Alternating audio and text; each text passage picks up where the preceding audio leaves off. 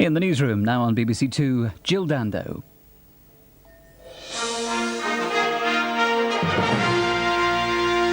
Good afternoon. The Millennium Commission, the body that allocates national lottery money for projects marking the turn of the century, has announced its most controversial decision yet. It's turned down a request for a £50 million grant towards a new opera house in Cardiff. Now the opera house may never be built. The Cardiff Bay Opera House was going to be built on the regenerated Docklands area overlooking Cardiff Bay. A 1,750-seater, it was designed by Zaha Hadid as a radically modern open-plan structure to house the Welsh National Opera. We are simply appalled at what has happened. I think that the people of Wales will be appalled. I'm deeply sorry for the architect and the design team and the building construction team who put money at risk and been prepared to take risks that the Commission have not been prepared to take. There were too many uncertainties in the technical, in the financial, in the design, in the business planning. And the Millennium Commissioners have to take decisions on the basis of head as well as heart. Unless in the very near future the Cardiff Bay Opera Trust can find significant funding from another source, the entire project will be lost. There's been widespread condemnation of the deal reached by the European Union's fisheries ministers on quotas. Fishermen claim it could lead to job losses in the industry. Labour says the government should have done more.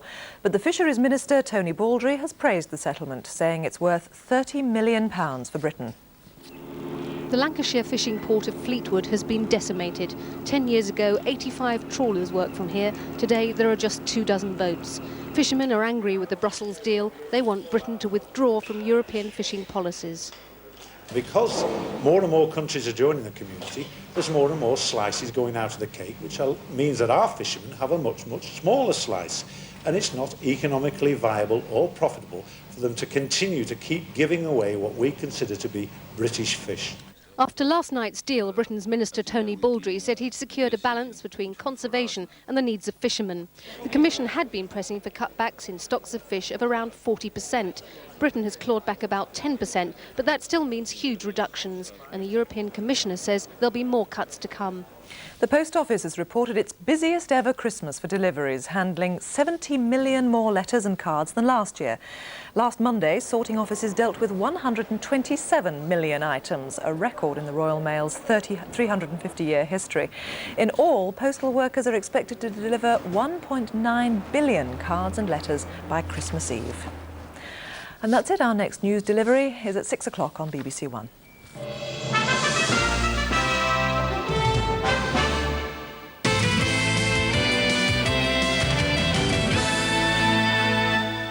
Good afternoon. The Australian businessman Peter Foster has been found guilty at Liverpool Crown Court of conspiracy to defraud the public over a Wonder slimming pill.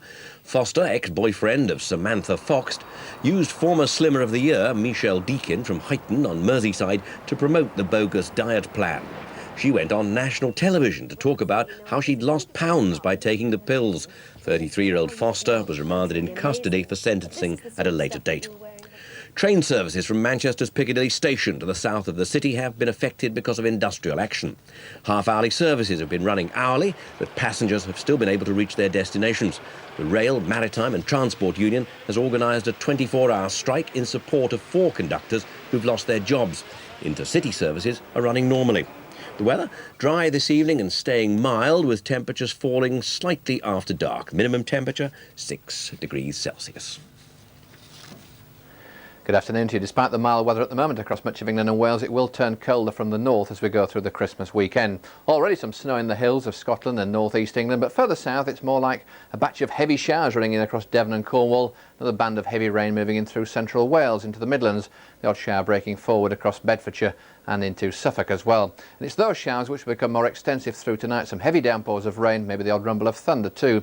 And across the north we'll find that colder air beginning to dig in, turning more of that rain and sleet into snow. And temperatures there falling down to freezing. Further south it will be a very mild night, albeit quite breezy in some areas. And the low pressure anchored across eastern parts tomorrow means more rain to come for many of us, and the colder weather means much colder weather for the weekend everywhere.